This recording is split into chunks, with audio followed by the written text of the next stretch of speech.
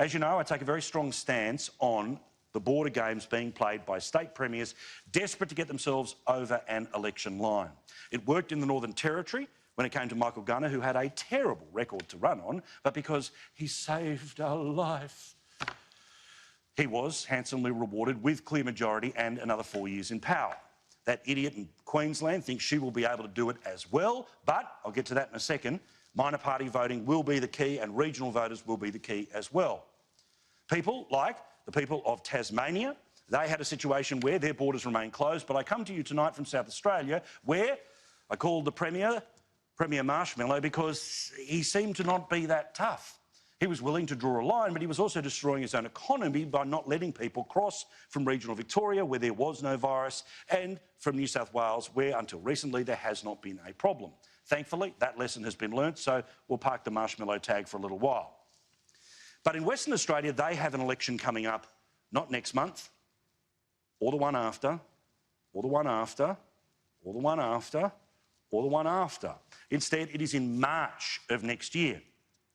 And the McGowan government, despite the fact that they have a budget surplus, the unemployment rate in Western Australia is one of the highest in the country and still remains higher than Victoria, where you need a note from your boss or your doctor to be able to leave the house. So this bloke has hidden behind tough borders as a way of covering all sins. Because you see, it works pretty easily. Where, in Western Australia, the state budget's okay because mining means they're going to keep their royalties up. But the workers who do the mining, they're not allowed to go home and see their families. They haven't seen them since February. The public couldn't care less because I don't know any of these people. The businesses that get shut down, well, they're paid for, of course, by the federal government through JobKeeper, and those that have lost their jobs completely, well, they're sitting there on JobSeeker. So McGowan thinks he can say things like this.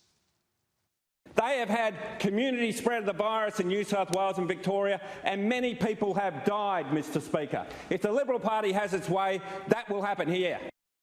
Let's be very clear. This bloke says that if family members are allowed to go back to Western Australia, people will die.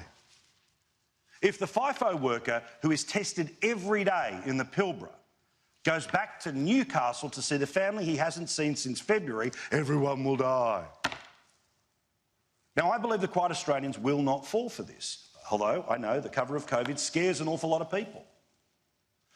But just as it was with Daniel Andrews, remember when Chairman Dan said that the lockdown, the curfew, was in place because health officials advised him to, and then it turned out that health officials did not advise him to?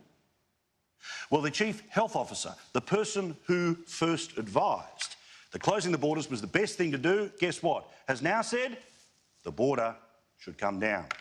But McGowan, playing for an election that is not weeks away but months away, is going to hold on. The Chief Health Officer, Robertson, told a parliamentary inquiry that I've given broad guidance to say further exemptions should be considered. Whether that includes things like business travel or family reunion, we should consider removing the quarantine requirements for states that have no community spread. For example, the one I'm in right now. That would depend on our confidence with the broader arrangements in those states. I repeat, in South Australia, the virus does not exist. It does not exist in the Northern Territory. It does not exist in most of New South Wales. Country Victoria is doing better than some parts of New South Wales, and Queensland, of course, is as clean as a whistle.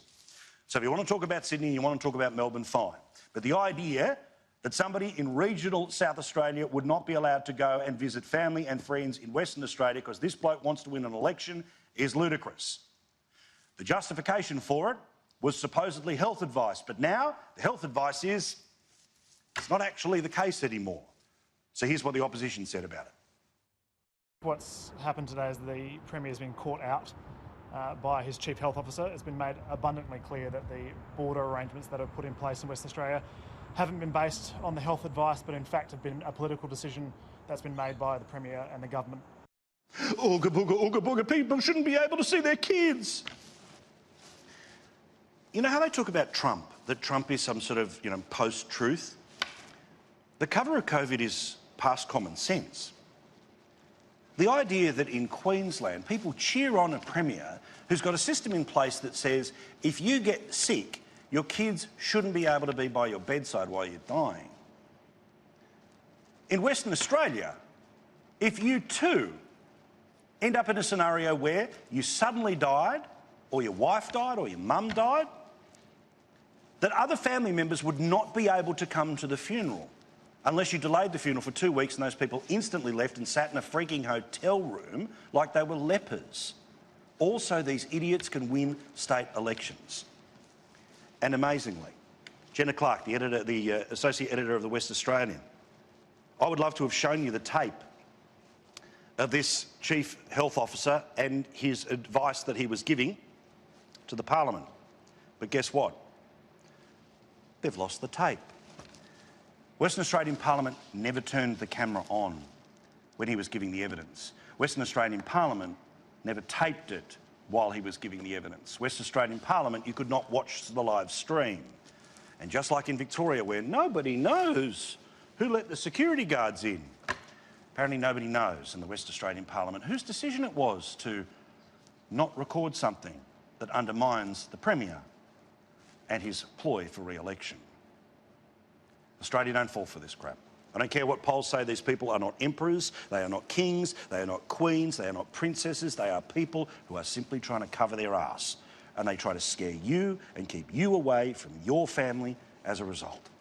It's not about holidays, it's about family. It's about emergencies. It's literally, as our friend Gary Hardgrave says, a government that gets between you and your family and friends at birth, death and marriage. It's outrageous. It's not the Australian way.